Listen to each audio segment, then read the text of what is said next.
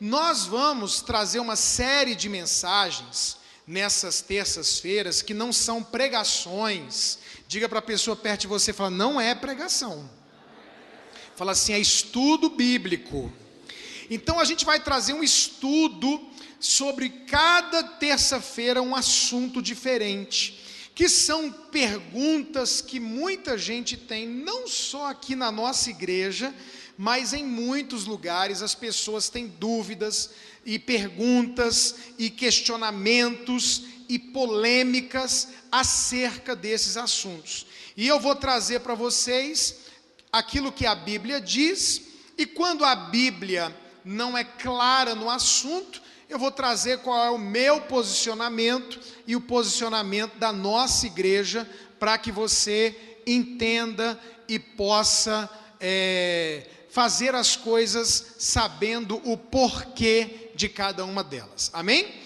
Amém, gente? Amém. Então, hoje nós vamos começar, pode colocar aí, meu queridão ou querida, o PowerPoint. Nós vamos começar aqui com conversa franca sobre dízimo, oferta e dinheiro. Esse vai ser o primeiro tema, porque o tempo todo está surgindo dúvidas sobre esse assunto, e eu quero trazer algumas coisas para você sobre isso. Nós vamos começar com Mateus, capítulo 6, verso de número 24. Você consegue ter no computador a visão também do PowerPoint, ou só quando você aperta?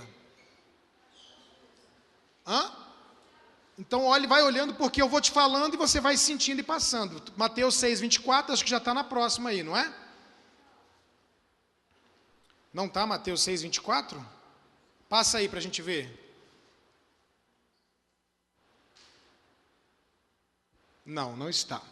Mateus capítulo 6, verso de número 24, aonde Jesus diz, não podeis servir a dois senhores. Não podeis servir a dois senhores. Ou você vai odiar a um e amar o outro, ou se dedicará a um e desprezará o outro. Agora, você já deve me ter ouvido falar nisso, mas eu preciso relembrar você. O mais interessante nesse texto aqui, queridos, é que não está falando de Deus e do diabo, porque é meio que automático quando a Bíblia diz assim, vocês não podem servir a dois senhores, você pensar em quem? Automaticamente? No diabo. Eu não posso servir a Deus e ao diabo. Mas a Bíblia não está falando de diabo. A Bíblia está falando que você não pode servir a dois senhores, e a Bíblia diz, você não pode servir a Deus e ao... Gente, me ajuda, está gravando, olha aqui para mim, está 2 filmadoras lá, está online aqui para o Brasil inteiro, está gente vendo no Facebook, me ajuda, mostra o pessoal, por favor, Carol, deixa o pessoal ver a igreja aí, essa é a igreja que não está respondendo, pessoal do Brasil, mas eles vão responder agora que eles sabem que estão sendo filmados, que eles vão aparecer no Facebook, vão aparecer para o Brasil inteiro. Então vamos lá, não pode servir a Deus e ao... dinheiro, aleluia, você vai jantar se não jantou ainda, em nome de Jesus. Então, queridos, aqui desse texto bíblico surge a seguinte frase: quem é o maior concorrente de Deus na terra, no coração do ser humano? O dinheiro.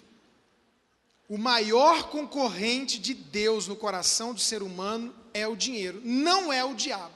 Ninguém está em dúvida se serve a Deus e ao diabo. Eu não sei se eu fico com Deus, eu não sei se eu fico com Satanás. Talvez um ou outro maluco. Mas a maioria, quando fala, você quer ir para o inferno? Você quer o Satanás morando perto de você? Você quer o diabo dentro da sua casa? Todo mundo diz o quê? Não. Agora, quando se trata de dinheiro, irmãos, aí é diferente. A gente vê isso quando? Quando as pessoas têm atitudes como entram para o cargo político e se corrompem por causa do dinheiro. Pega o troco da padaria a mais e não devolve por causa do dinheiro. Rouba coisa no trabalho, sonega imposto. Todas essas coisas erradas giram em torno do dinheiro, das riquezas, de Mamon. E aí, essas são palavras de quem, gente? De Jesus. Palavras de Jesus. Você não pode servir duas pessoas, dois senhores.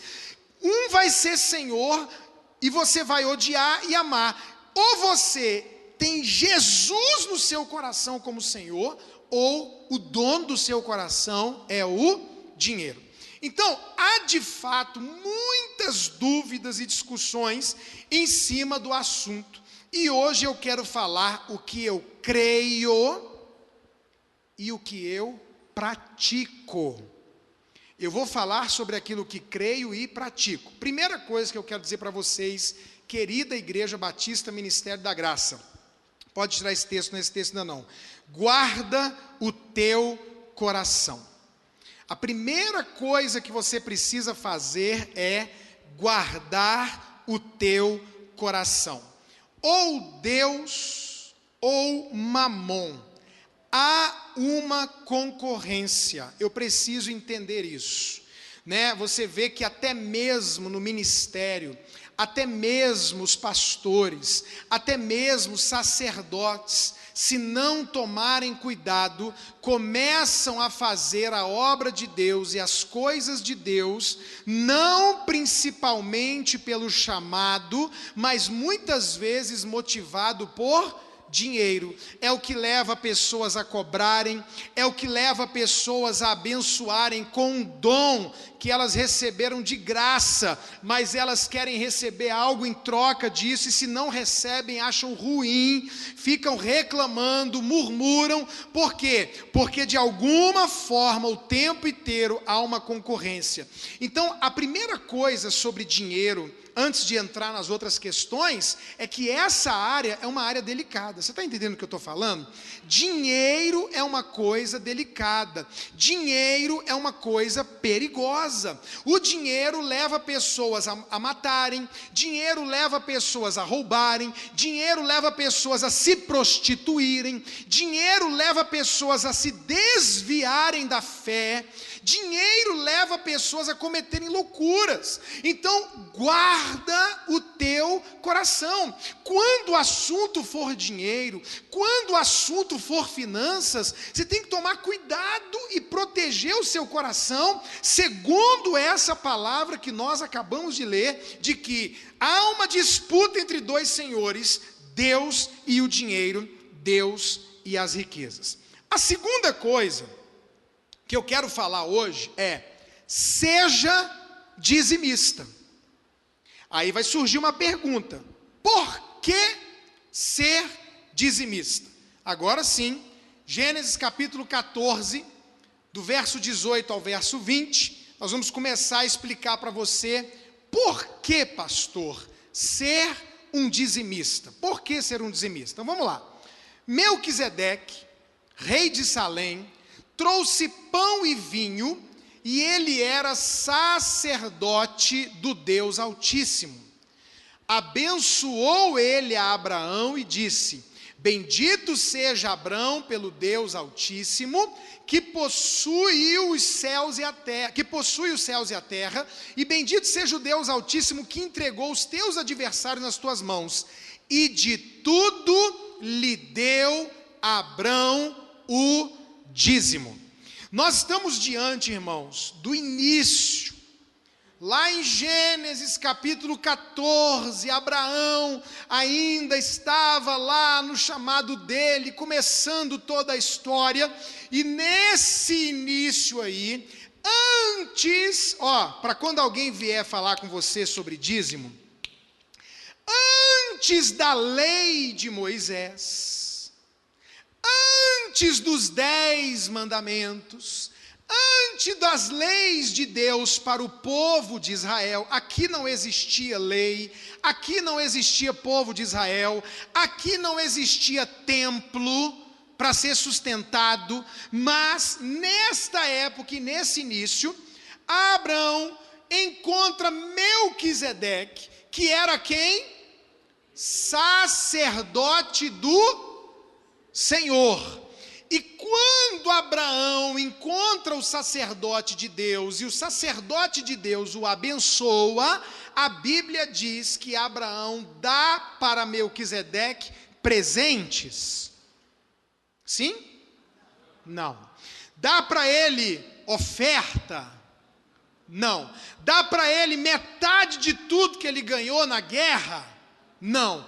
A Bíblia registra que Abraão entregou para o sacerdote o dízimo, 10% daquilo que ele tinha conquistado. Então a primeira coisa que a gente tem que aprender é que a questão do dízimo era um costume antes da lei. O dízimo era um costume antes da lei. Sabe o que acontece, irmãos? Quando a gente está num contexto, numa cultura como a nossa do Ocidente, aonde o jejum só é implantado muitas vezes numa religião, especialmente na igreja cristã evangélica, mas você sabe que no Oriente, jejum é uma coisa normal. Normal, é normal jejuar no Oriente, é normal das religiões orientais ter jejuns, muçulmanos jejuam, budistas jejuam, cristãos jejuam, católicos jejuam, é muito normal. Então quando aquilo é comum da cultura, não há necessidade de você ficar falando daquilo. Então por que a Bíblia não fica enfatizando jejum, jejum, jejum? Porque o povo já jejuava, era normal jejuar, então eles já jejuavam. Aqui a gente tem que falar porque aqui não é parte da cultura jejuar.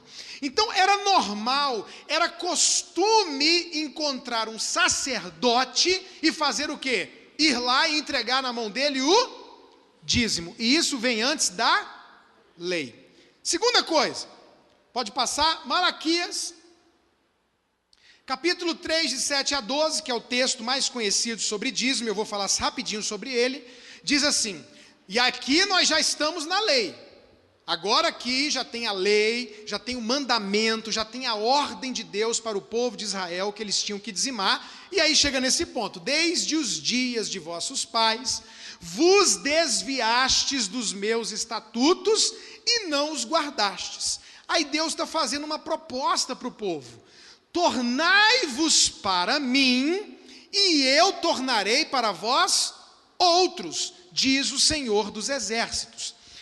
Mas vós dizeis, em que havemos de tornar? Em que? Aí Deus faz uma pergunta, roubará o homem a Deus? Qual é a resposta para essa pergunta? Sim ou não? Sim. Não! Vê a resposta de Deus, roubará o homem a Deus? Não, todavia, porque a resposta é não.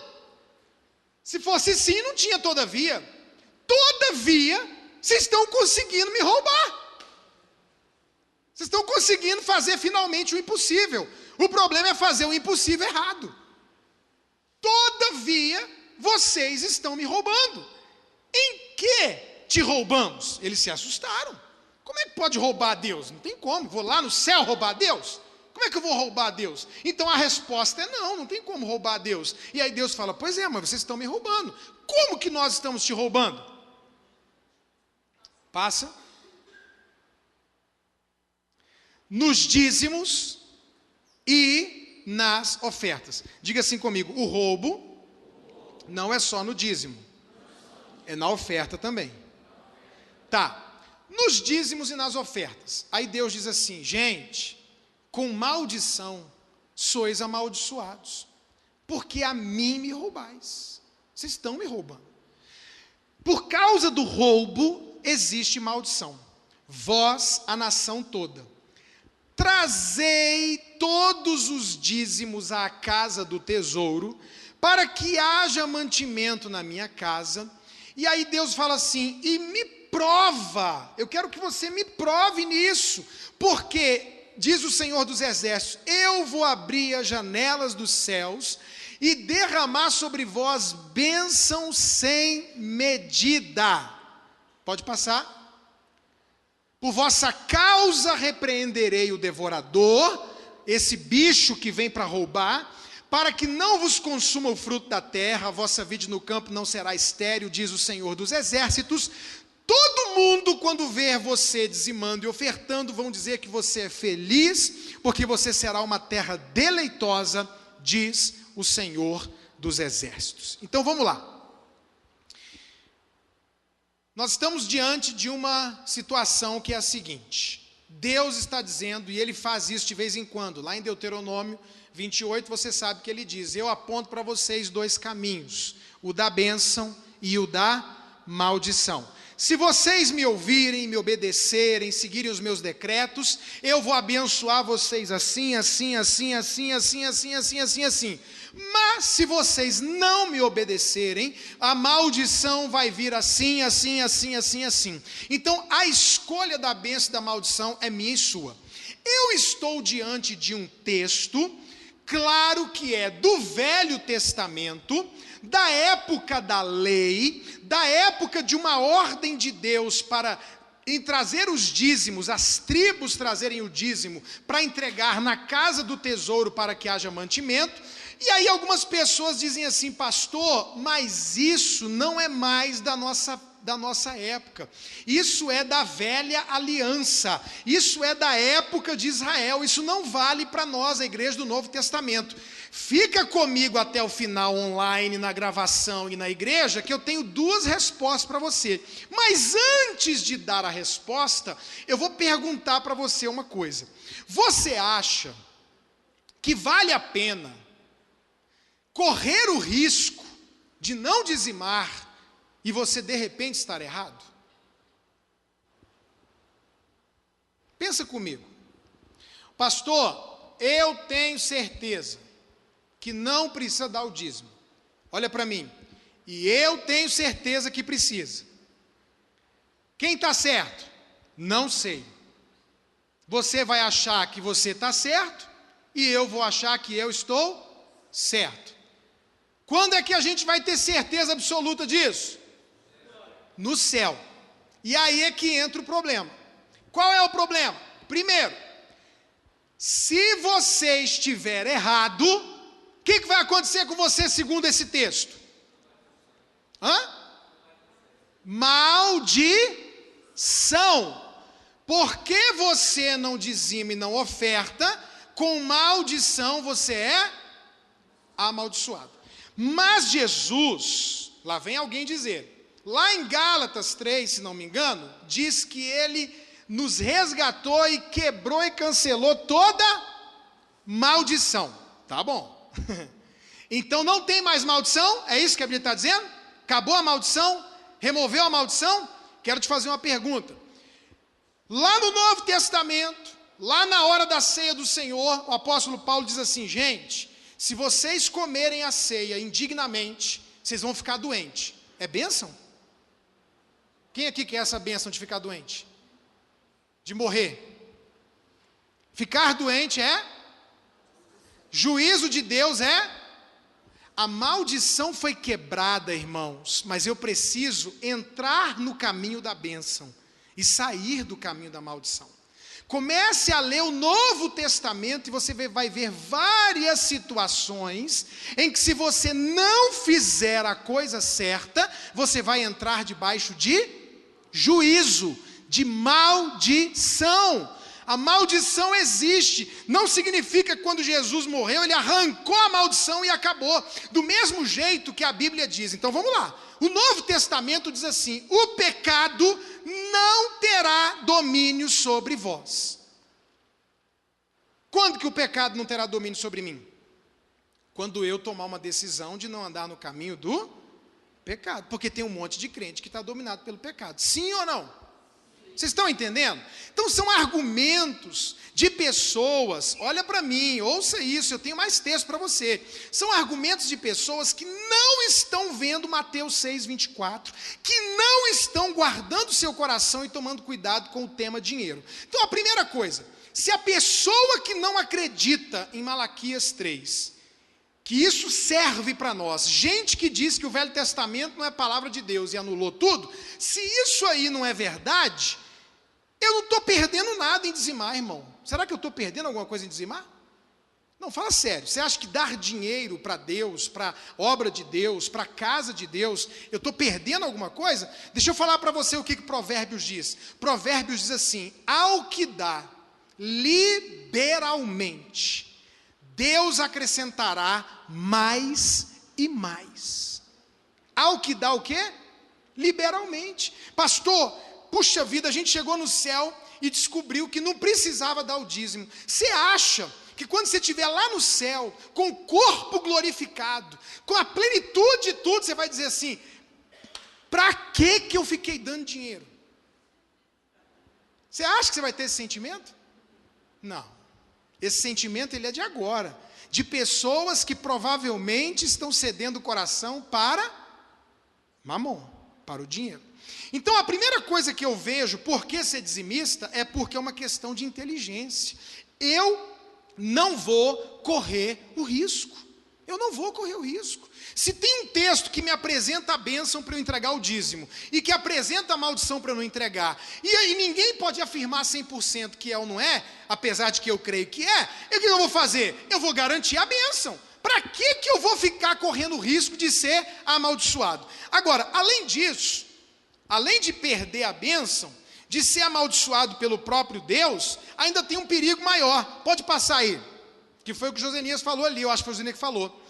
Olha que esse é o texto que eu quero trazer para você, que fica olhando coisa na internet, dando ouvido a gente que você não conhece.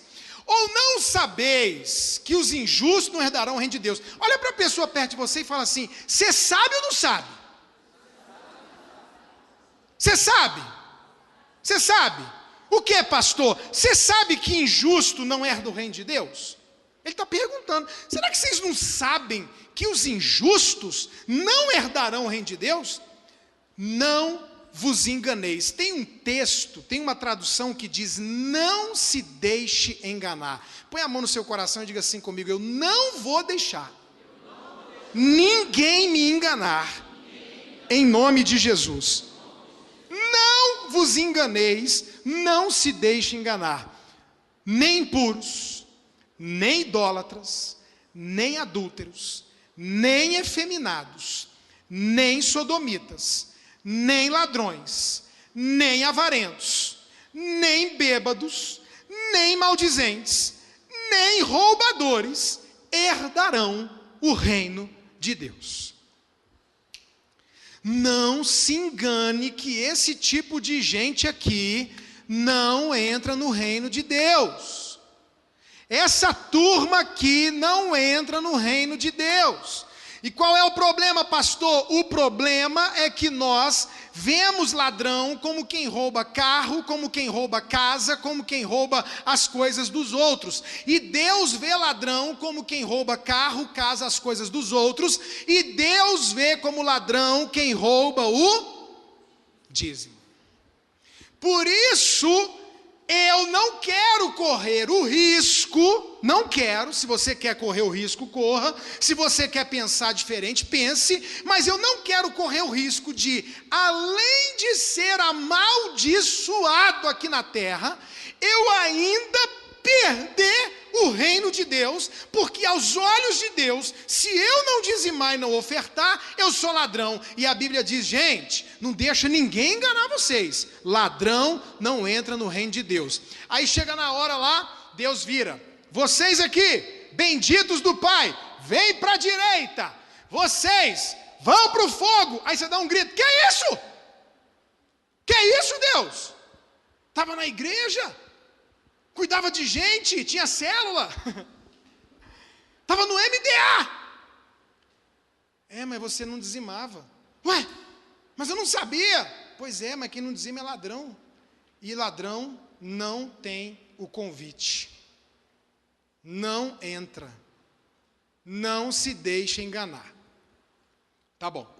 Então, pastor, o senhor acredita que eu devo dizimar? Por quê? Porque primeiro o dízimo era um costume que vem antes da lei.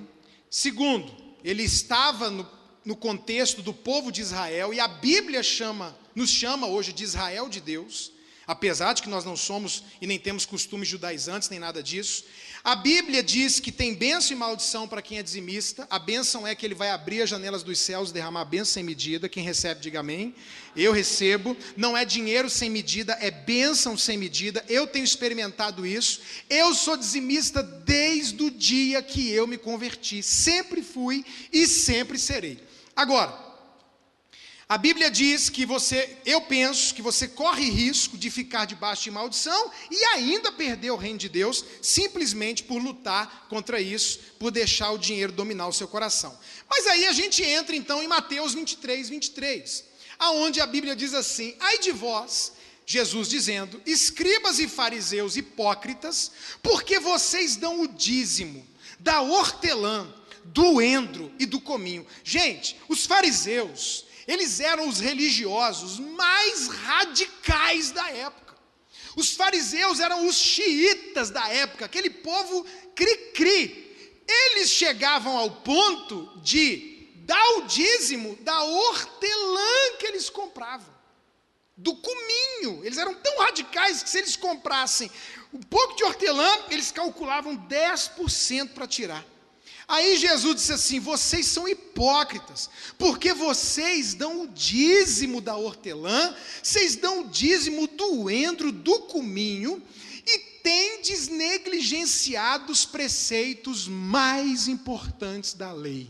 O mais importante é o dinheiro, irmãos. O mais importante é a construção da igreja. O mais importante é a roupa, é o carro, é a casa. O mais importante é a matéria. O mais importante é o dízimo? Não.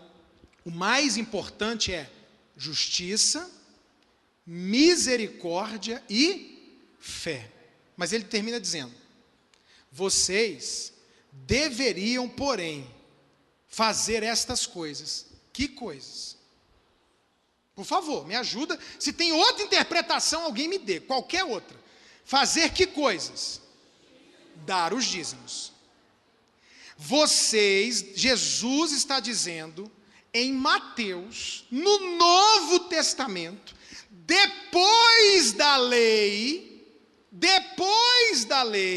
eu te mostrei o dízimo antes da lei, durante a lei e depois da lei. Você está vendo Jesus dizer: vocês devem fazer estas coisas.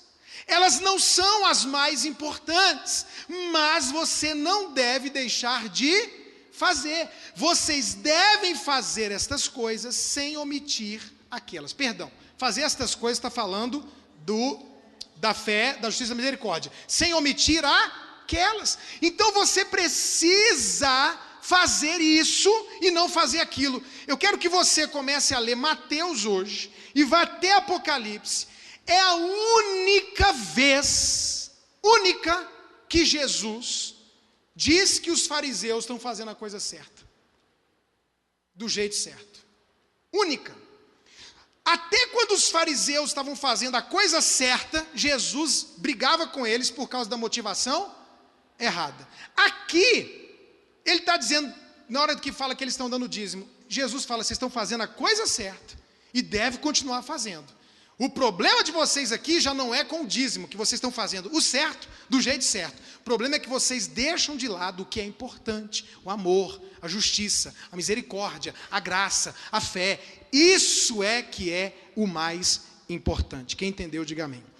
Então, Jesus, quando fala de dízimo, diz para continuar dando. Olha para a pessoa perto de você e diz isso para ela. Fala: quando Jesus falou de dízimo, ele falou para continuar dando. Olha aqui para mim.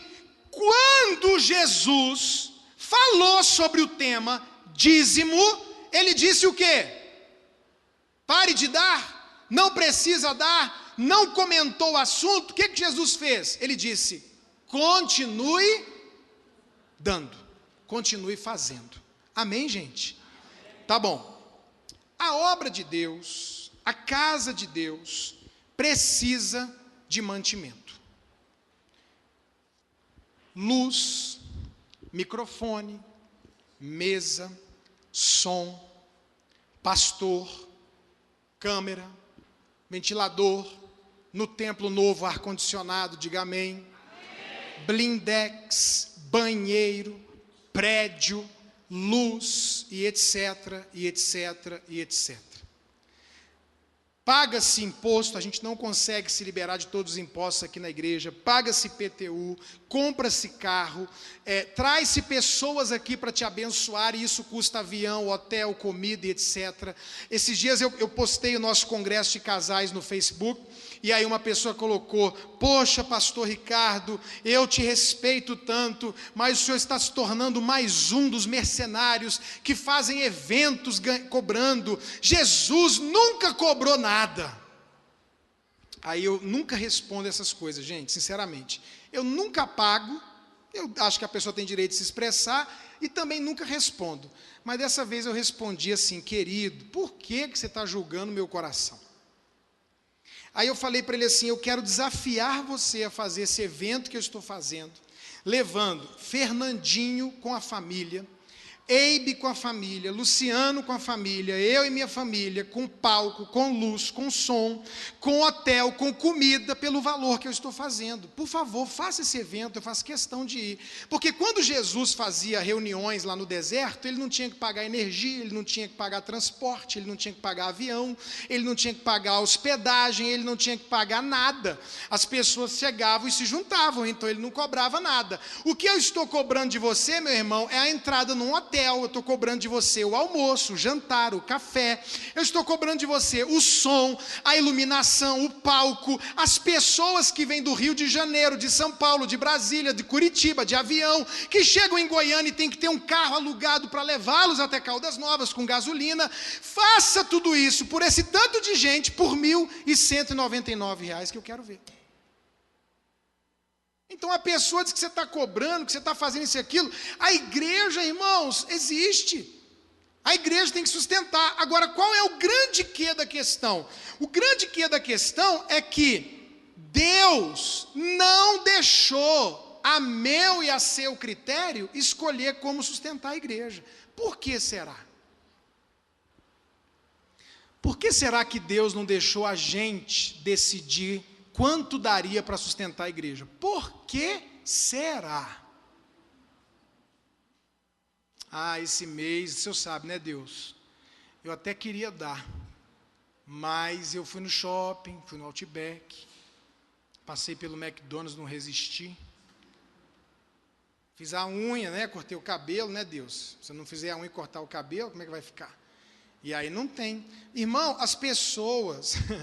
com o texto de Malaquias, mesmo que não fosse verdade, as pessoas acreditando que não dar o dízimo é maldição, elas não dão. Muitas, acreditando que está errado, muitas dizem: Deus vai entender.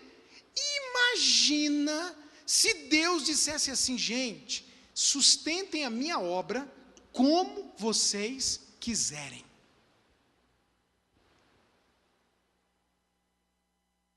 Como é que seria? Fala a verdade. Pastor, se eu fosse livre, eu dava meu carro, minha casa, eu dava era 30%. Eu sei o que você faria se você fosse livre. Então, quando Deus disse para manter a casa dele, ele já determinou como isso seria feito. E ele disse: será através dos dízimos e das ofertas. Então, o dízimo é para a sua proteção. Por que que o dízimo, quem sabe me dizer hoje, agora essa resposta aqui vai merecer um prêmio. Quem sabe me dizer por que que o dízimo é para proteção e não é para prosperar? Quem sabe me explicar isso assim? Não, pastor, a razão é essa, é simples. Por que que o dízimo é para proteção? Porque, a atitude do dízimo trava a ação do devorador. Esse é o resultado de eu ser dizimista. Mas por que que o dízimo é para a minha proteção? Por que que ele traz esse efeito de proteger contra o devorador? Por quê? Obediência. Porque coloca o dinheiro no lugar dele. O que mais? Fidelidade. Então deixa eu falar para você pensar comigo. Dízimo é fruto da sua colheita.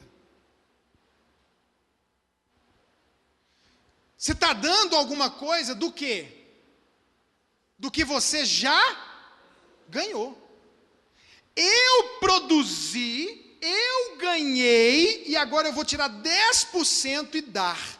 Eu não estou semeando, eu estou dando aquilo que eu já colhi. O dízimo é fruto do que eu já fiz. Agora, quando você não entende isso, você corre o risco. Irmãos, eu estou aqui falando como se eu estivesse falando para pessoas que não acreditam. Eu tenho certeza que você está debaixo de maldição. Certeza, eu tenho certeza. Eu não tenho coragem de fazer uma coisa dessa. Um irmão aqui da nossa igreja, que não está mais aqui conosco, sempre foi dizimista fiel. Sempre. E eu me lembro do dízimo dele no início da igreja, era R$300, tinha um grupo de umas 20 pessoas na igreja, e aí um dia ele chegou para a esposa e falou, olha, esse mês nós não vamos dar o dízimo, porque nós vamos trocar de carro e eu preciso desse dinheiro, só esse mês. Ela falou, mas amor, não dá, se a gente der o dízimo não vai dar para trocar o carro, e eu preciso desse dinheiro para completar com o que eu já guardei, é só um mês, não vai. Irmãos, esse pessoal pegou o carro, entrou no carro, saiu, chegando perto do lugar onde eles iam comprar o carro, bateu o carro. Foi consertar, R$300. Eles que vieram me contar isso, é a experiência que eles tiveram. Sabe o que eu vejo? Quem não dá para Deus, dá para o diabo. Não tem jeito, irmão. Quem não dá para Deus, acaba dando para o diabo. Eu tive uma experiência com dízimo, porque quando eu deixei também um mês de dar o dízimo, aquilo trouxe uma situação tão terrível na minha vida. Quando eu acertei aquilo, eu recebi uma libertação que eu não conseguia há anos das drogas. Isso aconteceu comigo, na minha juventude. Eu conto isso desde quando me converti a essa história. Então, presta atenção, eu sou de Brasília, era lá do Guará, Ju, Léo, muita gente me conhece, Eliseu, Silva, desde quando eu tenho 15, 16 anos de idade. Então, é a minha experiência. Funciona. Aí alguém diz assim, pastor, mas eu não tenho como dar o dízimo. Aí eu vou te contar outra história. Eu fui pregar na África. Quem aqui sabe que eu já fui na África pregar? Quem já sabe? Pronto, fui na África, para quem não sabe. Cheguei na África, nós levamos muitos CDs, livros, roupa, tudo para dar lá. Chegamos na África, nós fizemos um seminário para uns 200 e poucos, 300 pastores de todo lugar da África, para líderes. Eu ministrei, o pastor Luciano Subirá, todo mundo ministrou, a gente semeou as passagens, semeou tudo e tal. Aí eu fui pregar na igreja de um dos pastores africanos no domingo à noite, quando já tinha acabado o seminário de líderes de pastores na África.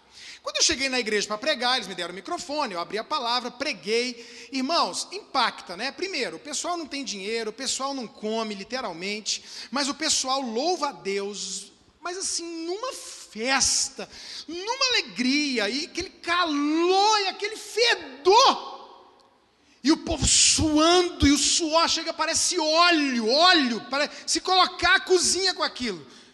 E o povo, e cantando, e pulando, e dançando, e celebrando 1 hora de louvor, 1 hora, e o povo grita, e o povo, as mulheres, Aí você já fica impactado. Aí o pastor falou assim para mim, pastor, aqui na minha igreja, 250 membros mais ou menos, um homem só tem emprego, ninguém aqui tem emprego. Eu falei, e esse povo está cantando, rindo, pulando, gritando e fazendo... Pastor, mais ou menos metade da igreja vai comer hoje. E a outra metade não tem o que comer. E a comida que eles vão comer, eu vi lá, é uma liga de mandioca com os peixinhos, tipo umas piabas. Que quando eu fui no mercado ver essas piabas, tinha uma lona azul, um monte preto.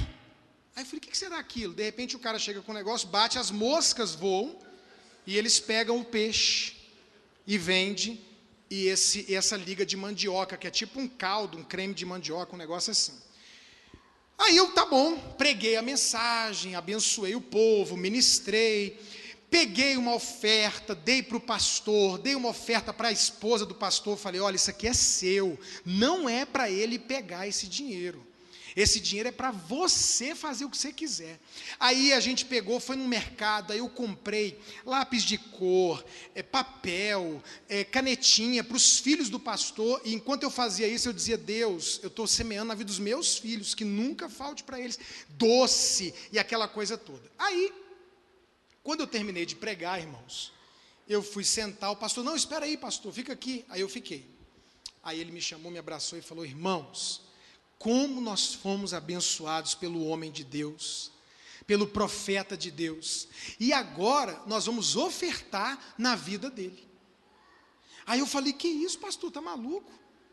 Não, eu que vim ofertar. Não, irmão, a África tem que entender que enquanto ela ficar com esse espírito de me dá, ela não vai prosperar, porque o segredo é dar. Então nós vamos ofertar na sua vida. Aí ele me levou assim, tinha um púlpitozinho bem pequenininho, mas ele me fez descer do púlpito, me colocou na frente, e aí começaram a cantar, com aqueles, tambor, assim, gritando e cantando. Irmãos, as mulheres pegavam os lenços que elas tinham na cabeça, tiravam, e vinham e enrolavam o lenço em mim.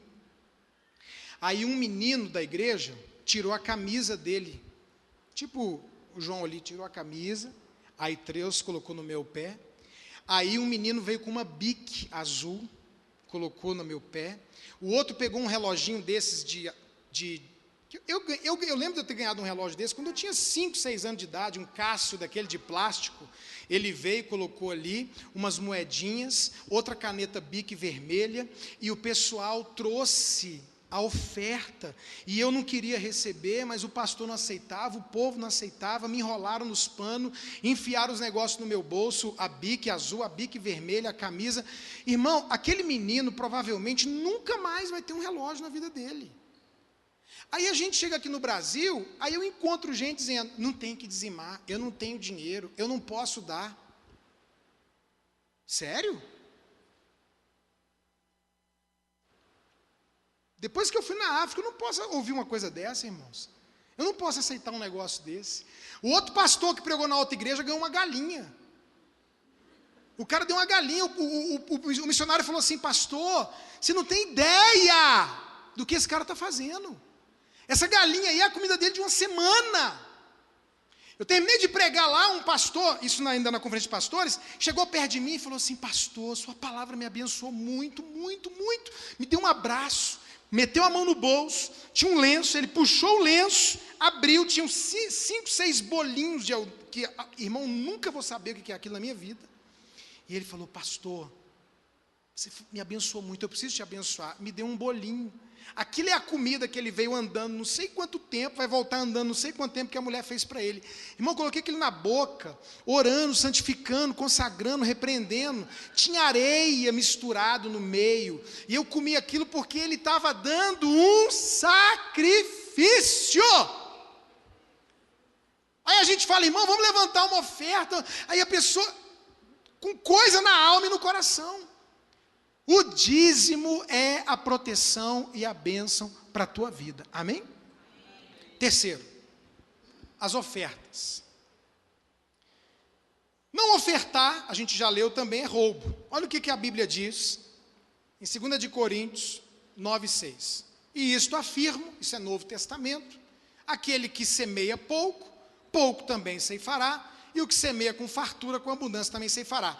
O dízimo, eu ganhei o dinheiro e eu tirei a 10ª para dar para Deus, e Ele me traz proteção. O que faz uma pessoa prosperar, irmãos? Qual é a diferença do dízimo e da oferta? Por que a oferta é diferente? Porque ela é a semente. Diga isso comigo: a oferta é a semente. Quando uma pessoa, olha para mim, o dízimo é quanto? Tem como dar mais ou menos? Não. Dízimo é dízimo. Tem alguém que dá um dízimo maior do que o outro aqui na igreja? Tem um dizimista maior aqui na igreja? Por que não? Porque é 10%. 10% de 1.000 é 10%, 10% de 10.000 é 10%, 10% de 1 milhão é... Deus igualou todo mundo no dízimo. Aonde que Deus não igualou a gente? Porque, entenda o princípio, o propósito do dízimo é dar a Deus daquilo que eu já colhi e é para me proteger. Então não há por que dar mais ou menos. Ninguém está dando mais dízimo. Se você ganha 10 mil, irmão, você está dando 10%. Se você ganha 50 mil, você não está dando muito dinheiro, você continua dando. Se você der R$1 de dízimo, é 10. Deus não olha os 10%, R$1, os 10%, 1 milhão, diferente, porque sempre será, e isso sempre será para você o quê? Uma proteção. Agora, eu quero, pastor, colher. Eu quero colher. Com dízimo eu não posso colher, porque eu já estou dando da minha colheita.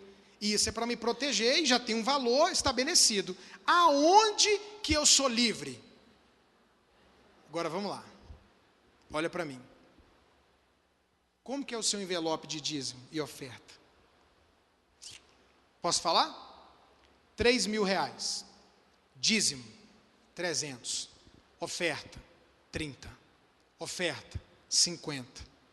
Aonde você é livre, você dá mais ou menos. Olha por que Deus não deixou você sustentar a igreja do seu jeito.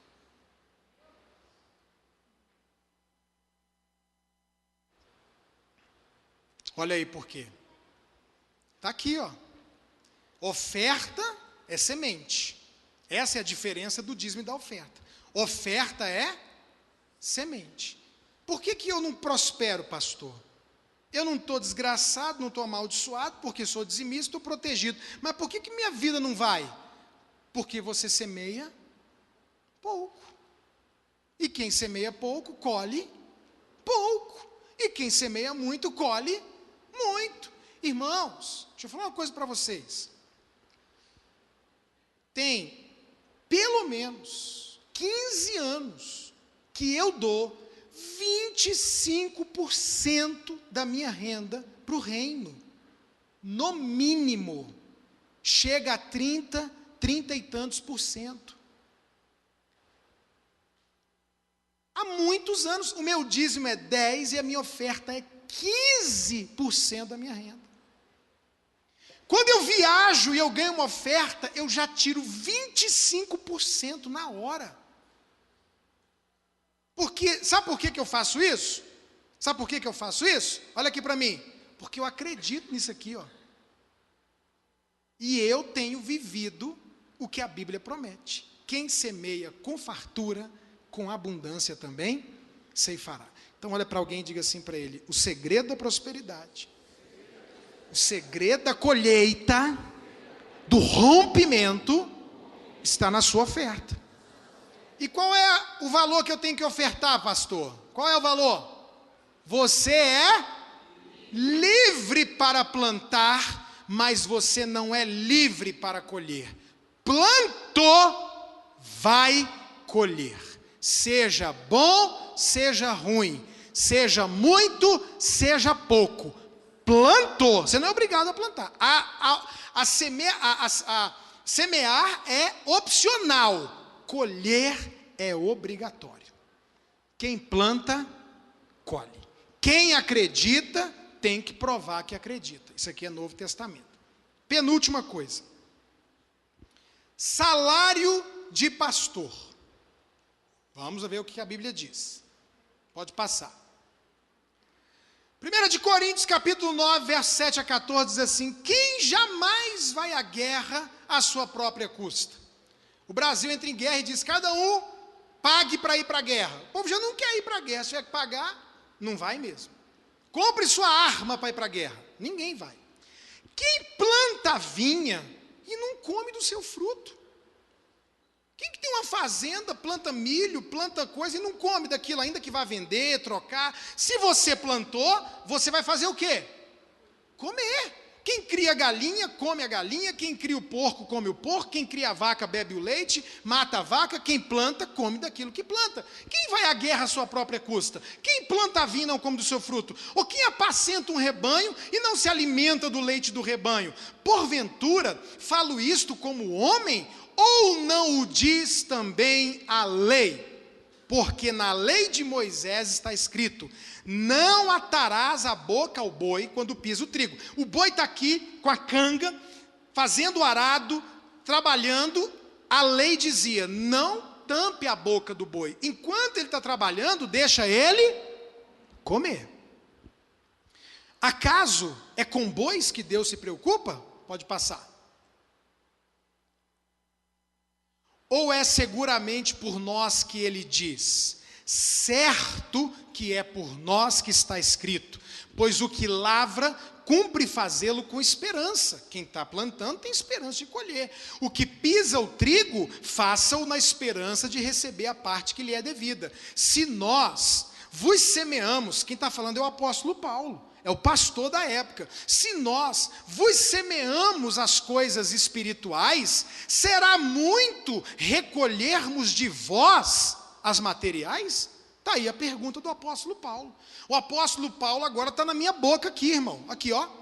Estou colocando na minha boca as palavras do apóstolo Paulo. O apóstolo Paulo está perguntando para uma igreja: gente, nós abençoamos vocês espiritualmente. Será que é muito colhermos de vocês coisas, bens materiais? Pode passar. Se outros participam desse direito sobre vós, não o temos nós que estamos aqui o tempo inteiro com vocês em maior medida? Entretanto, olha o que o apóstolo Paulo disse: não usamos desse direito, antes suportamos tudo, para não criarmos qualquer obstáculo ao evangelho de Cristo. Não sabeis vós que os que prestam serviços sagrados do próprio templo se alimentam? Aquele que trabalha no templo, do templo se alimenta. Olha o que a Bíblia diz: e quem serve ao altar, do altar tira o seu sustento. De onde que tem que vir o meu sustento, irmãos, de acordo com a palavra de Deus? Do altar. Do altar. Assim ordenou também o Senhor. É ordem. É ordem, no Novo Testamento, os que pregam o Evangelho, que vivam do Evangelho. Tem mais, vamos lá. Pois como Judas era quem trazia a bolsa, pensaram alguns que Jesus lhes dissera: compra o que precisamos para a festa, ou lhe ordenara que desse alguma coisa aos pobres. Jesus está andando, olha aqui para mim. Nós agora, quantos homens andavam com Jesus? 12. Pergunto: Jesus comia? Multiplicava a comida toda vez que ele ia comer? Toda vez que ele estava para comer? Espera aí, gente. Traz aí o comida, anjo. Ele dormia? Ele precisava de roupa? A roupa de Jesus era ruim ou era boa? Como é que você sabe que a roupa de Jesus era boa? Como é que você sabe que era Lacoste, que era Dudalina? Na hora que Jesus perde a roupa, os soldados brigam pela roupa, quem é que vai brigar por trapo? Jesus tirou a roupa, todo mundo: eu quero, me dá, quero, brigando pela roupa. É porque a roupa era boa. Jesus tinha 12 homens, olha aqui para mim, e um tesoureiro, uma bolsa, e eles carregavam dinheiro. Quer ver mais? Pode passar. Depois disso, Jesus ia passando pelas cidades e povoados, proclamando as boas novas do reino de Deus. Os 12 estavam com ele, e algumas mulheres também estavam ali, que tinham sido curadas de espíritos malignos e doenças. Maria, chamada Madalena, de quem haviam saído 7 demônios, Joana, mulher de Cusa, administradora da casa de Herodes, Susana e muitas outras. Essas mulheres ajudavam um bando de homens sustentado por mulher. Que bonito Jesus, hein? Que beleza! Jesus viajando, Jesus pegando jumentinho, alugando aqui um jumento para andar, entrando numa hospedaria, parando para almoçar, comprando roupa. E quem é que bancava Jesus? Algumas mulheres ajudavam a sustentá-los com os seus bens. Será que não tinha gente na época que falava, esse Jesus é um vagabundo mesmo? Isso é um explorador. Olha lá, enganando as mulheres dando dinheiro. Você está dando dinheiro para Jesus, para pastor. Essa conversa, irmãos, antiga. Só que essas pessoas tinham tido uma experiência com Deus, de cura, de demônio que saiu, de libertação. Por isso, eu tive uma experiência com Deus. E a Bíblia diz, honra ao Senhor com os teus bens e com as primícias da tua renda. Está escrito. Como é que eu posso te honrar, Deus? Porque o Senhor me abençoou, me salvou, me curou, me libertou. Meu nome está no livro da vida. Aí Deus olha e fala assim, me honra com os teus bens. Pode passar que tem mais. E Joana, mulher de Cusa, procurador de Herodes, Susana e muitas outras, as quais prestavam assistência com os seus bens. Pode passar. Cometiam porventura algum pecado pelo fato de viver humildemente? O apóstolo Paulo fala, gente, eu estava humilde entre vocês e parece que eu pequei. Para que fosseis vós exaltados, visto que gratuitamente vos anunciei o evangelho de Deus. Olha aqui, eu prego de graça. Eu não cobro para pregar. Eu e a pastora Maíra fomos numa igreja pregar em São Paulo, ela ganhou R$ 79,00 e eu 84. Ainda bem que eu ganhei mais do que ela. Eu saí da minha casa, deixei meus filhos, fui a São Paulo, viajei de carro, cheguei numa igreja, preguei, abençoei, eles me deram R$ 84,00. Sabe por que eu ganhei R$ 84,00? Porque eu não cobro. Eu já preguei em igreja que não me deu nada. E já preguei em igreja que me deu R$ 10.000. Eu não cobro. A pessoa dá o que ela quer. Eu não exijo onde eu vou comer. Porque a Bíblia diz, comei do que vos derem. A Bíblia diz, é para você comer do que te der. Então, quando eles perguntam, pastor, o que o senhor gostaria de comer? Aí eu digo, querido, se possível, eu gostaria de comer uma comida japonesa. Claro, pastor. Aí eu fico feliz. Se não, pastor, a gente vai na pizzaria. Eu não abro minha boca. Como um pedaço e meio de pizza e paro, porque eu não quero isso. Eu não cobro, eu não estabeleço. A gente prega o evangelho de graça. Pastor Léo foi convidar uma pessoa para o nosso aniversário aqui de 18 anos em janeiro. Eu falei, já avisa logo, se cobrar, eu não trago. Nunca veio na igreja alguém que cobrou. Nunca. Teve um cantor que eu ia dar mais do que ele pediu, mas eu não trouxe porque ele cobrou. Não trago, não cobro. Vos anunciei o evangelho de Deus. Despojei, olha aqui, outras igrejas, recebendo salário para poder servir vocês. Olha aqui, eu despojei o ministério da graça para poder servir essa igreja em São Paulo, que me deu R$ 84,00. O apóstolo Paulo está dizendo aqui, gente, outras igrejas estão me dando o meu salário para que eu possa pregar para vocês de graça. Para poder servir vocês, estando entre vós ao passar privações. Pode passar?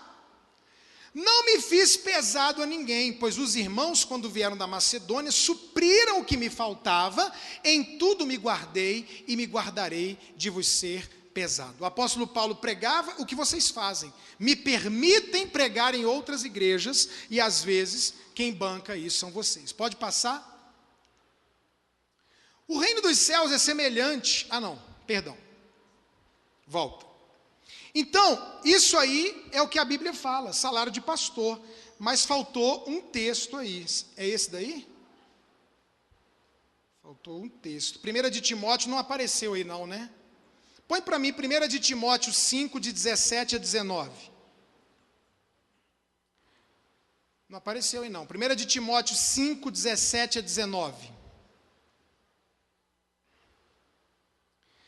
Devem ser considerados merecedores de dobrados honorários os presbíteros, que na linguagem bíblica é a mesma coisa que pastor, que presidem bem com especialidade os que se afadigam na palavra e no ensino. Olha que interessante aqui, pastores e irmãos. A palavra de Deus está dizendo que os sacerdotes tinham salário, que eles recebiam o sustento do altar, e que tem pastor que ganha o dobro do que os outros, por quê? Porque governam bem, e porque se afadigam na palavra e no ensino. Devem ser considerados merecedores de dobrados honorários, quer dizer, de ganhar o dobro do que outros ganham, os pastores que presidem bem, que são bons no que fazem, com especialidade, os que se afadigam na palavra e no ensino. Palavra de Deus sobre salário de pastor, para gente que diz, porque eu acho, porque aquilo. A Bíblia diz que eu devo ser sustentado do altar, que eu como daquilo que eu planto, e que se eu sou um bom presidente, e se eu prego bem, e se eu ensino bem, eu ainda devo ganhar o dobro do que os outros ganham. Quem pode dizer amém por mim aí? Amém. Aleluia. Agora por último, a pergunta é, não, espera aí um minutinho, volta. Fazer uma pergunta aqui agora. Para ser de Jesus, eu tenho que dar 10%? Sim ou não? Sim ou não? Não!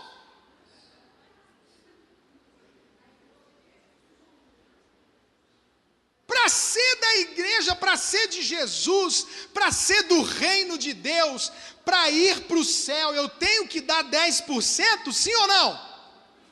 Não! Não, fala para o seu vizinho, não tem que dar 10%. Agora pode colocar o texto. O reino dos céus, diga comigo, o reino dos céus. Mais forte, o reino dos céus.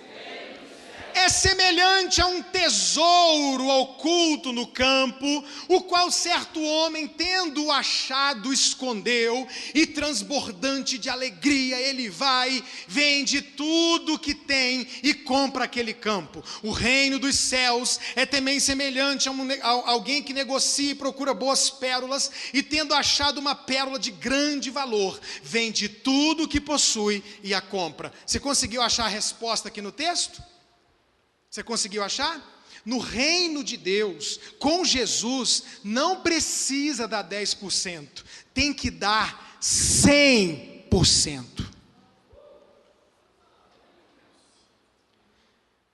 Nunca pense que você vai dar o dízimo e a oferta e está tudo ok. Querido, a palavra servo na cultura ocidental é triste. Porque servo, mesmo no dicionário, apesar de na nossa cabeça não fazer sentido, é escravo. A palavra servo significa escravo. Às vezes eu vou pregar, o cara diz assim, e agora o servo do Senhor.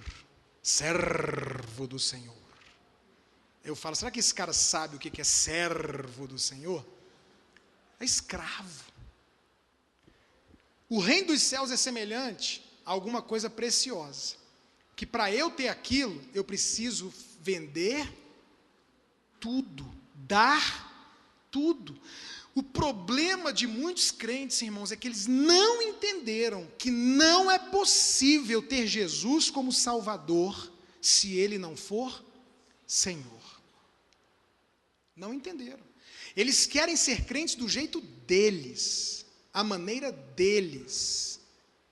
E não é assim que funciona, eu lamento. Você vai seguir esse caminho e você vai se arrebentar na frente, porque a Bíblia diz que há caminhos que para o homem parecem bons, mas o fim deles é a morte. É a morte. O reino dos céus é semelhante, eu não estou falando de dar tudo dinheiro. Ninguém diga, o pastor diz que eu tenho que dar todo o meu dinheiro. Não, você tem que dar todo o seu dinheiro, toda a sua alma, todo o seu corpo, todo o seu espírito.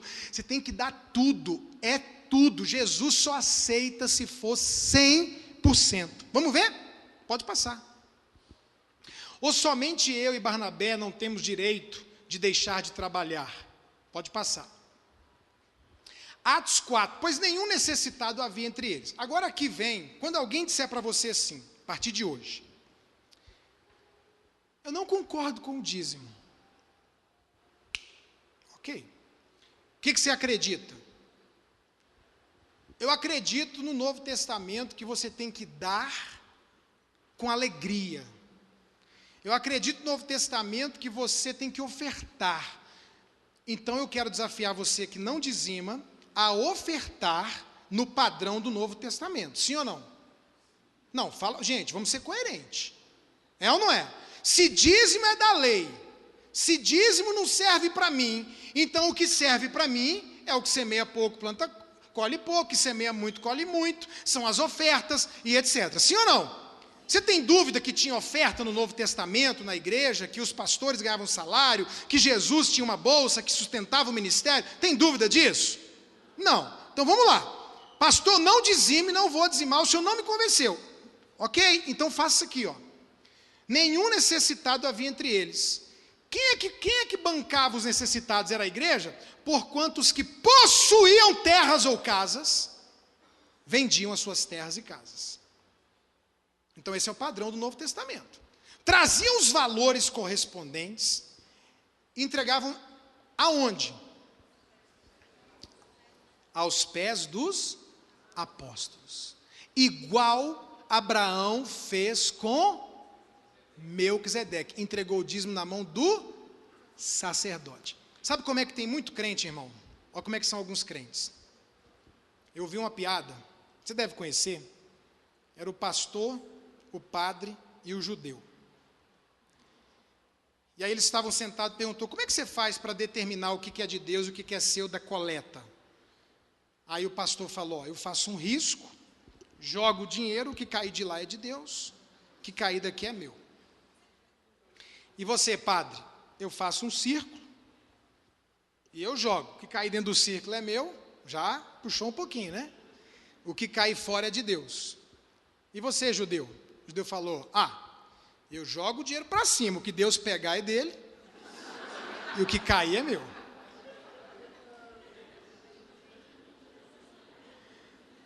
Então, eu posso agora falar a verdade para você? Posso. Você sabe que quando eu falo a verdade, vem uma varinha, né? Vou falar a verdade para você. 20 e tantos anos de ministério, 25 anos de convertido, mais de 18 anos de ministério, sempre fui dizimista e ofertante fiel, sempre que levantou oferta na minha igreja para construir igreja, para fazer missões, sempre dei, ofertei, eu dei metade do carro do primeiro carro do meu pastor, eu dei metade do carro para ofertar na vida dele, eu tinha 16 anos, eu saí para vender, falei, Deus me abençoe, preciso vender 3 títulos para o meu pastor ter dinheiro para comprar o carro, vendi os 3 títulos à vista, voltei, você é louco, eu falei, eu fiz um propósito com Deus, semeei, sempre semeei. O pastor Laudo Jair, o primeiro computador que ele teve, eu semeei. O primeiro celular que o Laudo Jair teve, eu semeei. Eu não tinha dinheiro não, irmãos, mas eu trabalhava. Eu tinha minha mobilete que eu comprei. Minha mobilete, tem gente que nem sabe o que eu estou falando. Então presta atenção. Com esses 20 e tantos anos de crente, sabe o que eu vejo? Quando a pessoa começa a discutir dinheiro, dízimo, oferta, ser fiel a Deus, honrar a Deus, ajudar a igreja e etc., eu vejo gente que não ora, não tem vida com Deus, não lê a Bíblia. Você, que é daqui da igreja, aqueles que fica questionando, apontando, você é um homem de Deus? Você é um homem de oração? Você é uma mulher de oração? Sabe por quê, irmão? Quando o povo é de oração, 90% dos problemas acabam. Porque a pessoa chega perto de Deus, acaba com essas coisas endemoniadas, tudo. Mas quando a pessoa está longe de Deus, ela não ora, não lê a Bíblia, dorme demais, vê porcaria demais na televisão, na Netflix, assiste um monte de vídeo de gente que ela não conhece, não sabe quem é, não conhece a vida. Eu tenho 18 anos de história aqui, nessa igreja, nessa cidade. Para alguém falar alguma coisa do meu caráter, nunca falou. Falou do meu temperamento, do meu caráter, nunca. Falou do meu temperamento, do meu caráter, nunca. Ouvi na internet um João, que você não sabe quem é, de onde veio, para onde vai. Aí, quando eu olho a pessoa discutindo, eu olho e falo assim, não ora, não lê Bíblia, nunca jejuou na vida, não é próspero. Vejo o cara discutindo, pastor, mas ele tem dinheiro, mas o casamento é uma desgraça, todo doente, porque prosperidade não é dinheiro, prosperidade é um conjunto de coisas, não é próspero. São os questionadores. Quando eu olho para a vida, eu falo, rapaz, mas esse cara tem uma vida, eu preciso parar para ouvi-lo. Não dou conta, irmão, porque eu olho para a vida da pessoa, eu falo, gente, não tem vida. Quando eu vejo pessoa falando disso, é gente apegada, que ama o dinheiro. Sabe por quê? Porque se você não é dizimista, então faz isso aqui, ó. Que esse aqui é o padrão do Novo Testamento, ó.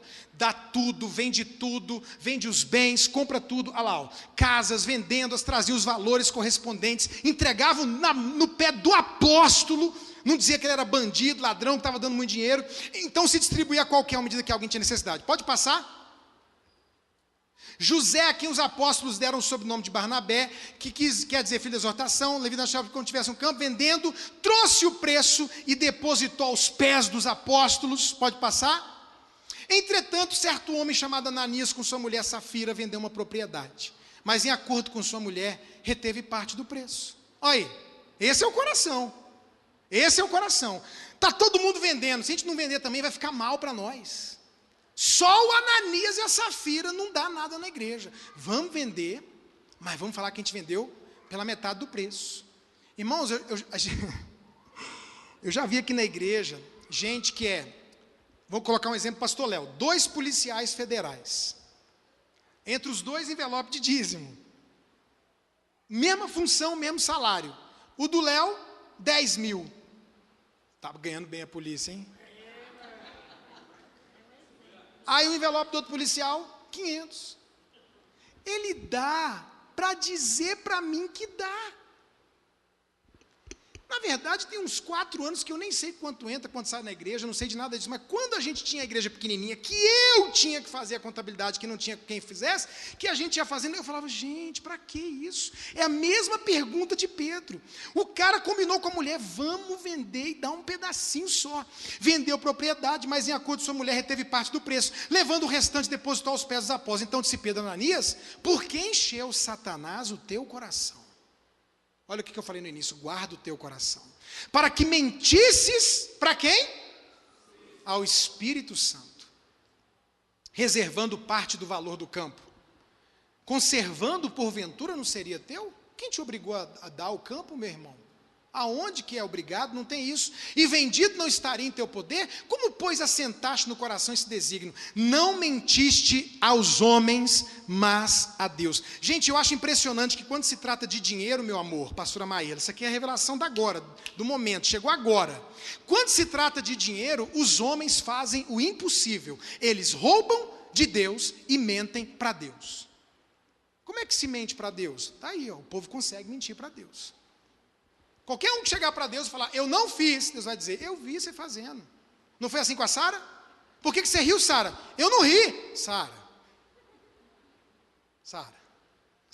sei de tudo, você riu. Mas aqui o povo consegue mentir para Deus e roubar de Deus. Como, pois, sentaste teu coração? Não mentiste aos homens, mas a Deus. Ouvindo essas palavras, Ananias caiu e morreu na hora, sobrevindo grande temor a todos os ouvintes. Está precisando acontecer isso hoje, nos dias de hoje. Levantando-se os moços, cobrindo o corpo e levaram e sepultaram. Pode passar? Quase 3 horas depois entrou a mulher de Ananias, não sabendo o que ocorrera. Então Pedro, dirigindo-se a ela, perguntou-lhe: dize-me, vendeste, portanto, aquela terra? Ela respondeu: sim, portanto.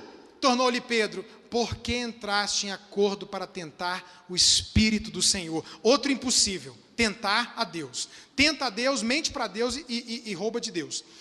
Eis aí a porta os pés dos que sepultaram o teu marido, e eles também te levarão. Esse é o padrão do Novo Testamento, meu irmão. Agora olha aqui para mim. Sabe o que eu acho engraçado? Que ninguém na igreja falou assim: que absurdo, Pedro amaldiçoou a Safira. Foi o Pedro que matou ela.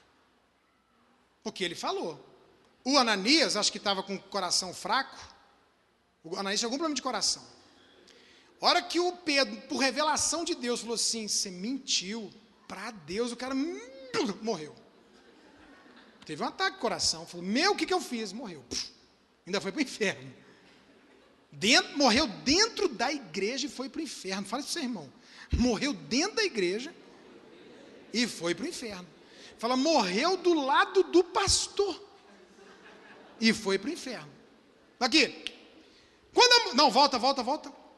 Quando a mulher dele entrou, a mulher dele não teve ataque de coração, não. O Pedro falou: está chegando aí os que sepultaram teu marido, e eles vão te levar também. Não foi a mulher que teve ataque de coração, não. Pedro que falou. Passa aí. No mesmo instante, caiu ela aos pés de Pedro e morreu. Aí a igreja se revoltou. Por causa de dinheiro, o pastor amaldiçoou. Eu nunca vou amaldiçoar ninguém, irmão. Se Deus quiser matar alguém para trazer temor, eu não vou discordar. Mas eu não vou amaldiçoar ninguém, não. Eu abençoo. Entrando os moços, acharam-na morta e levando-a, sepultaram-no do marido, e sobreveio grande temor a toda a igreja. Imagina depois disso, como é que eram as ofertas, né? E a todos quantos ouviram a notícia destes acontecimentos. Pode passar. Assentado diante do gasofilácio, irmão, me filma aí, acompanha. Ó, esse vídeo na internet, no YouTube, mas nego vai sentar o pau em mim. Não tem problema não, o importante é vocês aqui. Ó, Jesus chegou na igreja. Aí você pensa que ele vai fazer o quê? Sentar ali, você pensa que ele vai subir para pregar, mas aqui é a caixinha da oferta. Aí Jesus senta aqui, ó, e fica olhando o povo ofertar. Imagina a cara do Igor.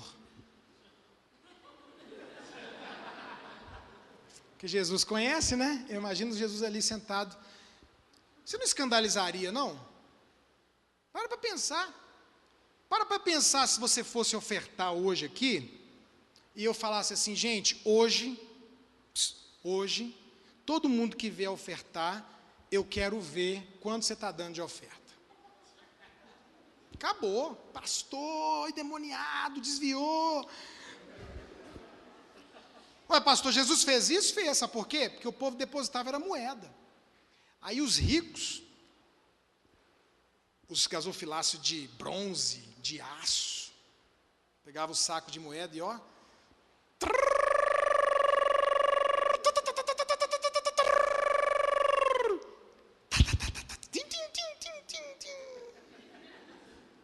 aí saía, todo mundo: uau, esse cara tem dinheiro, viu? Jesus aqui, ó, assentado diante do gasofilácio, observava Jesus como o povo lançava ali o dinheiro. Muitos ricos depositavam grandes quantias, uau! Vindo, porém, uma viúva pobre, fez assim, ó, plim, plim. O povo nem ouviu a moeda. Depositou 2 pequenas moedas correspondentes a um quadrante. Passa. Jesus chamou os discípulos. Gente, discípulos, vem cá, preciso falar uma coisa para vocês. Em verdade vos digo, que esta viúva pobre depositou no gasofilácio mais do que todos os que fizeram. Por quê? Por quê? Porque eles deram do que lhes... Olha o padrão do Novo Testamento aí, ô gente boa que não concorda com o dízimo. Olha lá, ó. Ela, porém, da sua pobreza, mais um texto que diz que ela deu, quanto? Tudo quanto possuía, não, agora que todo mundo olha para mim, todo mundo, quem está filmando, quem está gravando, olha para mim. Jesus disse assim, ela deu tudo que possuía, ela deu todo o seu sustento. Pastor, eu acho injusto uma pessoa que ganha um salário mínimo ter que dizimar. Jesus não acha, não. Jesus não chamou os discípulos e falou, gente, não. Judas, pega uma grana aí, dá para ela, poxa. Você viu 2 moedas, coitada dessa mulher, vai morrer. O que Jesus fez? Chamou os discípulos e falou para ela assim, parabéns, que você deu tudo. Mas era o meu sustento. Parabéns. Sabe por quê? Porque no reino de Deus, se plantar muito, colhe muito. Se plantar tudo, colhe tudo. Mas se você não crê, aí não tem jeito. Porque isso é fé. Jesus, irmãos, eu quero confessar um pecado para vocês. Eu já tive dó de pessoas. E eu fui... Deus me deu uma bronca maior do mundo. Tinha um irmão aqui na igreja, e ele estava passando muita necessidade, mesmo. A gente ajudou com cesta, a gente orava por ele, e ele conseguiu um emprego. E ele falou que quando ele conseguisse o emprego, ele fez um voto com Deus. Quando eu arrumar um emprego, pastor, Deus, falou para Deus, meu primeiro salário eu vou entregar todo na igreja. Quando ele veio entregar para mim, no gabinete. Aí ele veio, eu falei assim para ele, Alessandro, vamos fazer o seguinte, eu fico feliz com o seu voto, com o seu propósito, amém, mas eu sou o pastor, eu vou fazer o seguinte, eu vou te liberar desse voto, você vai pagar em 10 vezes, porque você não tem dinheiro, cara, você acabou de pegar seu primeiro salário, então você faz o seguinte, você faz seu propósito, mas aí você ia dar aqui R$1.000, você dá 10 de 100, pronto, você pagou o seu voto. Irmão, esse cara saiu do gabinete, mas pensa numa surra que eu levei. Pensa numa bronca que eu levei de Deus, de falar, por que você se meteu nisso? Aí eu ouvi a história de um pastor esses dias, que eu fiquei impressionado, apareceu com essa história. Uma missionária apareceu na igreja, faltava $800 nos Estados Unidos, $800 para ela conseguir o dinheiro para ela ir para a Índia, para a África. O pastor falou, $800, eu vou ofertar agora na sua vida. E esse pastor estava falando sobre o difícil é ouvir Deus nas pequenas coisas, não nas grandes. E ele pegou e preencheu o cheque de $800 e entregou para a missionária. E terminou o culto, ele entrou no carro, quando ele está saindo, Deus falou assim para ele, eu estou com vontade de vomitar você. Chocou com aquela voz. Aí ele falou, como assim, Deus? Eu estou muito chateado com você. Ele falou, mas por que? Eu acabei de pregar no culto, eu ofertei na vida missionária. Ele falou, eu ia tocar pessoas para dar $50, $30, $60. Várias pessoas iam ofertar na vida dela. Ela ia ter uma experiência de provisão até o último momento. E você estragou tudo. Eu ia abençoar um monte de gente, porque eu ia pegar, um exemplo, 15 pessoas para levantar os $800 e ia dar experiências para essas pessoas com a semeadura delas. E você deu tudo e você estragou tudo. Você não me consultou, você não me perguntou. Jesus não ficou com dó, não.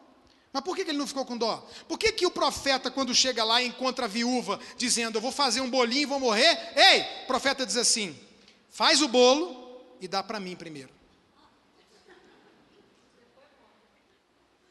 A mulher, mas espera aí, você é um mercenário, hein, profeta? Eu tenho um bolo aqui, estou dizendo que eu vou comer o bolo, vou morrer com meu filho. Me faça o bolo e me dá. Eu sou o profeta, me dá.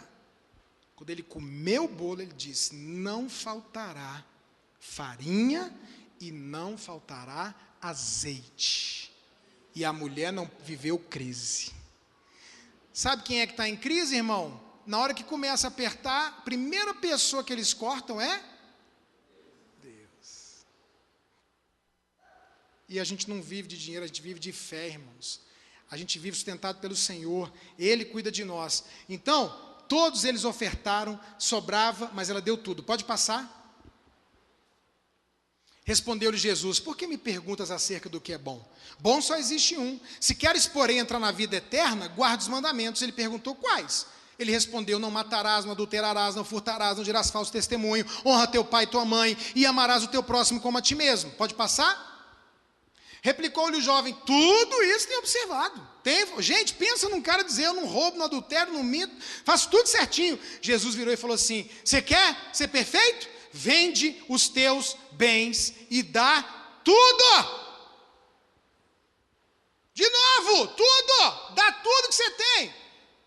Vem e segue-me. Não é só dar. Vem e segue-me. Tendo, porém, o jovem ouvido esta palavra, retirou-se triste, por ser dono de muitas propriedades. Quer dizimar não, irmão? Quero não, pastor. Então oferte desse jeito aí, ó. Oferte desse jeito que a Bíblia fala, da viúva, do jovem rico, do que achou o tesouro e deu tudo. Seja coerente. Seja coerente. Acho que acabou, né? Então disse Jesus a seus discípulos: em verdade vos digo que um rico dificilmente entrará no reino dos céus, por causa da disputa do dinheiro com Deus. E ainda vos digo que é mais fácil passar um camelo pelo fundo de uma agulha do que entrar um rico no reino de Deus. Aí os discípulos dizem: mas tem mais texto? Não, né? Acabou, né? Mas a continuação é: então ninguém vai entrar no reino de Deus. Aí Jesus fala: mas para Deus tudo é possível. É possível um rico não ter o coração no dinheiro? Sim, a Bíblia diz: se as vossas riquezas prosperam, só faça uma coisa: não ponhais nela o vosso coração. Então, irmão, eu quero dizer para você o seguinte: salário de pastor é bíblico, ganhar dobrado se preside bem, ministra bem, ensina e prega é bíblico, ter tesoureiro é bíblico, administração é bíblico, porque Judas administrava o dinheiro, e Judas roubava o dinheiro, e Jesus não tirou ele da tesouraria. Ah, mas essa igreja rouba. Seu negócio é no altar. Do altar para cá não é com você. Seu negócio é no altar. Quando eu entrego uma oferta na casa de recuperação, eu não sei se o cara está fazendo a coisa certa ou não. O meu negócio não é o que ele está fazendo. O meu negócio é fazer a minha parte. Abençoar, ser fiel. Então você quer a bênção? Eu quero a bênção, pastor. Guarda o teu coração. Você quer a bênção? Quero, pastor. Seja dizimista. Você quer prosperar? Quero, pastor. Seja ofertante, fiel e generoso. Você quer viver os princípios da palavra de Deus? Eu quero, pastor. Não é só 10%, irmão, nem 15, nem 20, nem 30. Jesus quer tudo. Toda a sua vida, toda a sua alma. Ele, quando te resgatou para comprar você todo, completamente. Amém? Para de se deixar enganar, para de ouvir voz de gente que você não conhece. A Bíblia diz: crede em Deus, estareis seguros, crede nos seus profetas. Eu sou o profeta que você escolheu. Gente, olha aqui para mim: pastor não escolhe ovelha, ovelha é que escolhe pastor. Se eu pudesse escolher ovelha, eu enchia esse lugar de ovelha, eu trazia todas as ovelhas que não me querem mais de volta. Se eu pudesse escolher, eu falava: eu quero, vem todo mundo. Mas não sou eu que escolho as pessoas, são as pessoas que me escolhem. Se você escolheu ser dessa igreja, se você escolheu me ter como seu pastor, creia nos seus profetas e prosperareis. Agora, se for contra o profeta, é ruim para você. Eita, lá vem a profeta mesmo.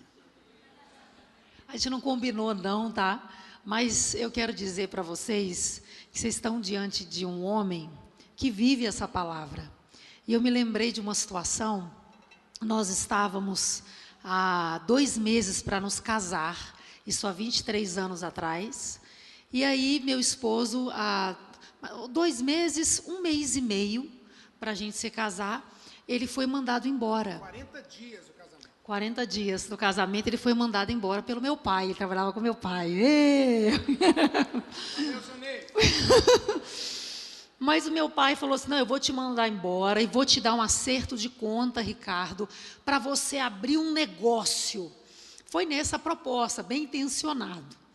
Mas quando o pastor Ricardo viu o acerto de conta, foi muito aquém do que ele esperava de fato. E aí, o que aconteceu? Ele falou assim, sabe o que eu vou fazer? Esse dinheiro aqui, queridos, a gente tinha uma geladeira que a gente estava pagando a prestação, isso há 40 dias para a gente se casar. E a gente tinha uma cama sem colchão. Que adianta? E aí, quando ele recebeu o acerto, ele falou, esse dinheiro aqui não vai dar para eu fazer o que eu quero. Sabe o que eu vou fazer? Eu vou investir no banco do céu, que me dá todo o retorno que eu preciso. E ele pegou todo o acerto de conta. Então, corre.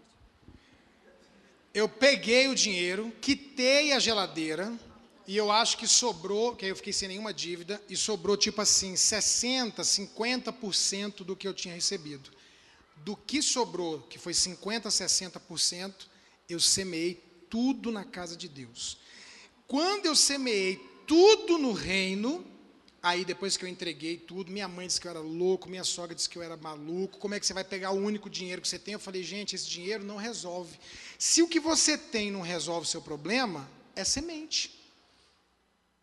Se o que eu tenho não resolve o meu problema, só pode ser uma semente. Eu vou comer esse milho, eu vou morrer, então eu vou plantar.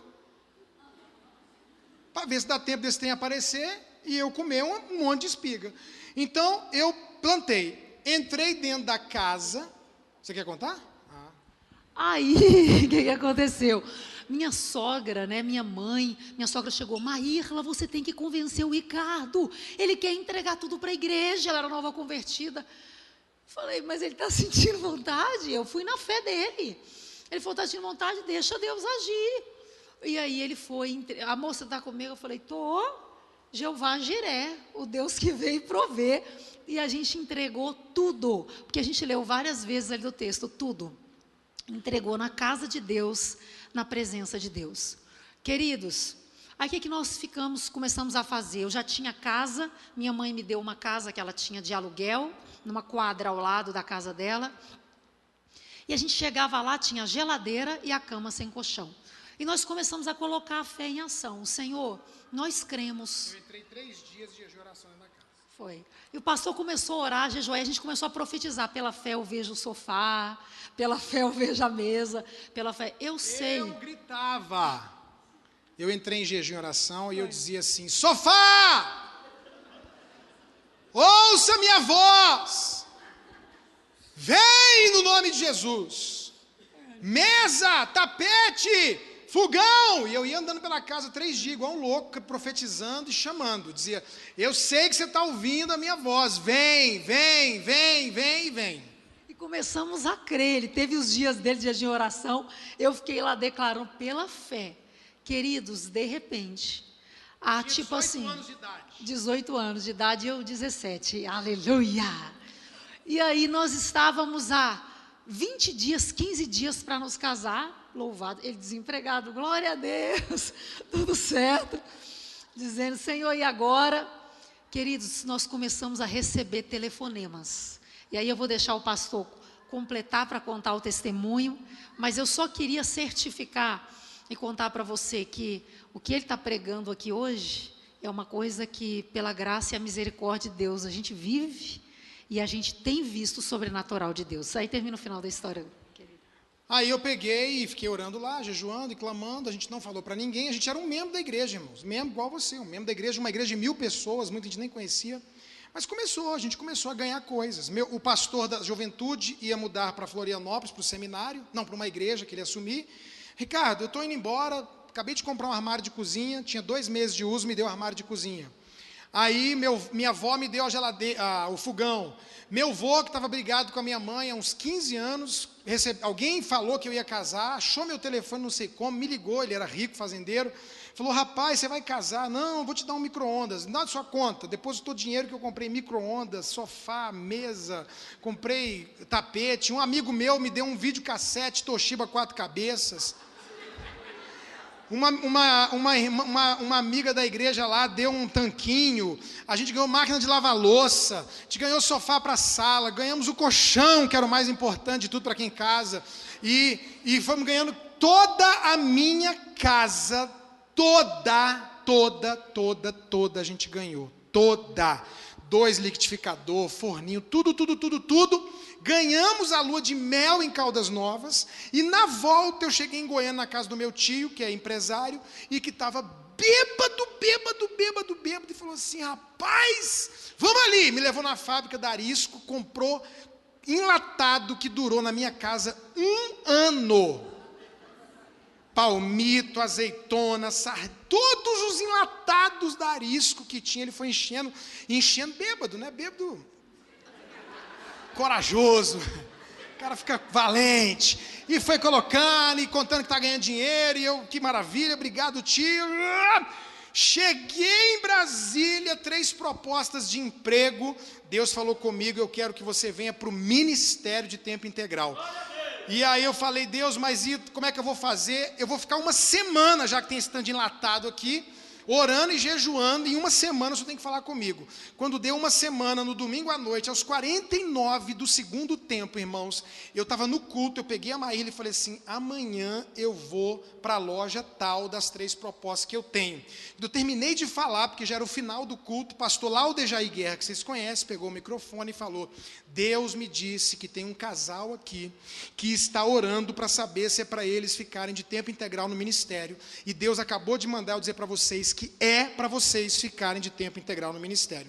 Aí o pastor Claudionor, que o Eliseu e a Silvia lendo, que ria demais, veio e falou, cara, aquela palavra foi para você, 9 pessoas da igreja disseram, aquela palavra foi para você, meu pastor estava na Coreia, quando ele chegou da Coreia, ele disse para o pastor Laudejair, o pastor Dejair Guerra, Lau, Deus me disse que há um casal aqui, que nós vamos pegar para trabalhar no SOS Família. E aí o Lau falou, papai, aconteceu isso no domingo, Ricardo e Maíra se integraram de tempo integral, desde então o Ricardo vem para a igreja 8 horas da manhã, fica aí, ora, lê Bíblia, e ajuda, e expulsa demônio, lava o carro da igreja, e disse que Deus chamou ele, e ele falou que vai ficar aqui, e eu ficava na igreja lá, não tinha nada para fazer, eu orava, lia a Bíblia, cantava um hino, conversava na secretaria, e fiquei. Pastor Dejair chegou de viagem 1 semana depois, e eu lá, já agoniado, sem saber o que fazer, o Lau, vamos visitar comigo? Então vamos visitar.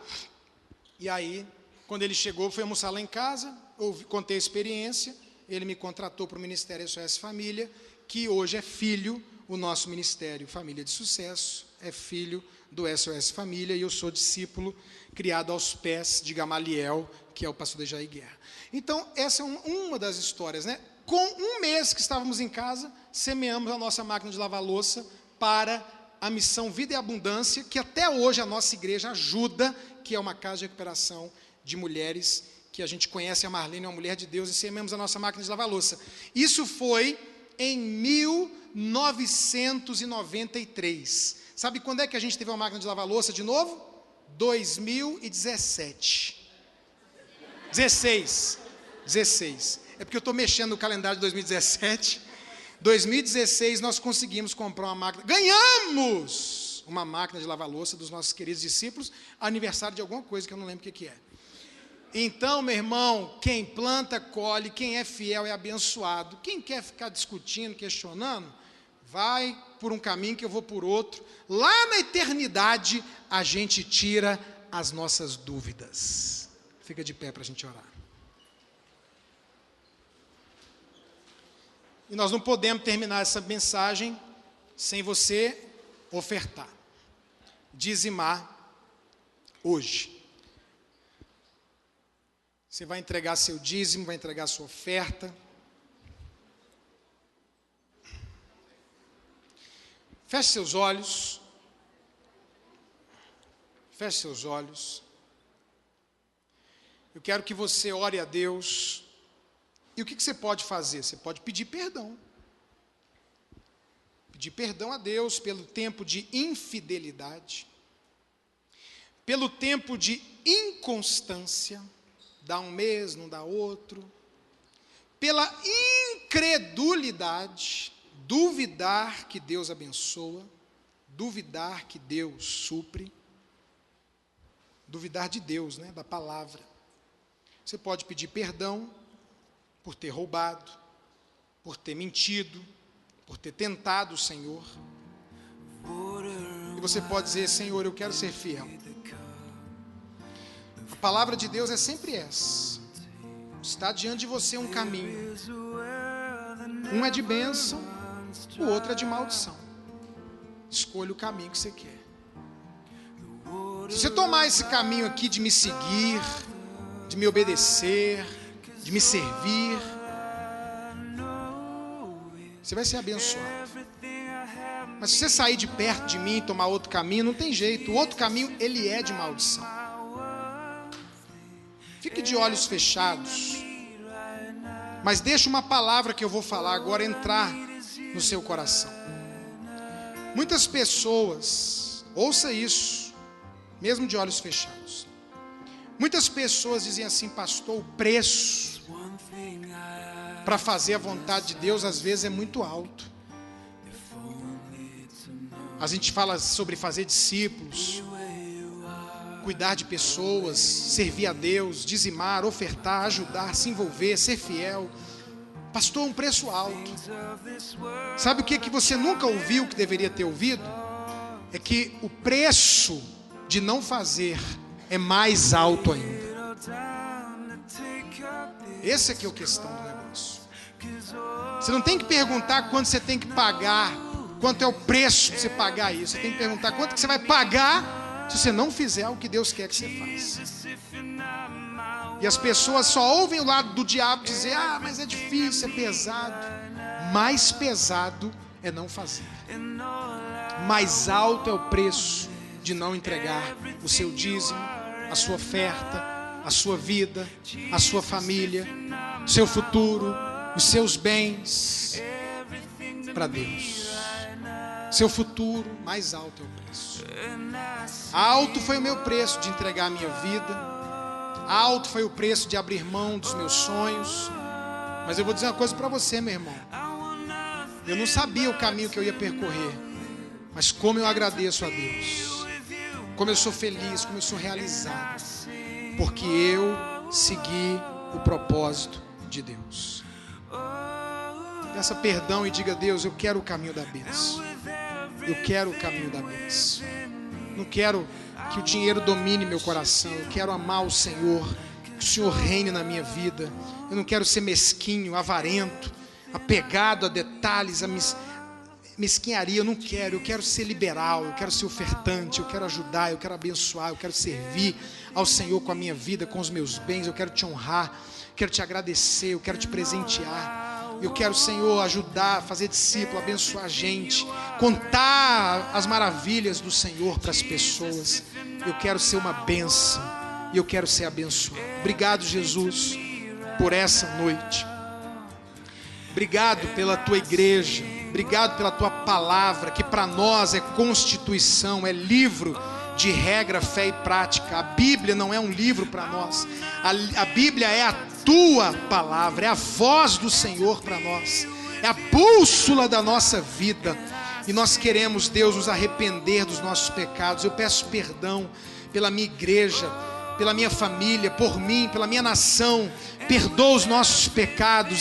Senhor, aplica o teu sangue na nossa vida. Aplica o sangue de Jesus e arranca todo o mal, toda a impureza, desgraça, maldição. Senhor, remove a culpa, o medo, a maldição, Senhor, à medida que as pessoas decidem ser fiéis e te obedecer, e dizimar, e ofertar, e servir, e trabalhar, e entregar todo o coração e toda a vida para o Senhor. Que a tua bênção nos alcance, que a tua bênção nos alcance, que a tua bênção nos alcance. Dá-nos colírio para os olhos, colírio para os olhos, que possamos ver, ouvir, entender praticar a tua palavra, em nome de Jesus. Quem recebe, diga amém. Olha para alguém e diga assim: alguém diz para você que o evangelho é de graça? Fala assim: não é de graça não, irmão. Fala, é pela graça. É bem diferente, viu? Tem muita gente que entendeu que é de graça. É pela graça. Não é de graça. Custa tudo. Custa tudo. Quem quiser vir após mim, negue-se a si mesmo, tome a sua cruz e siga-me. Custa tudo. Pegue sua oferta,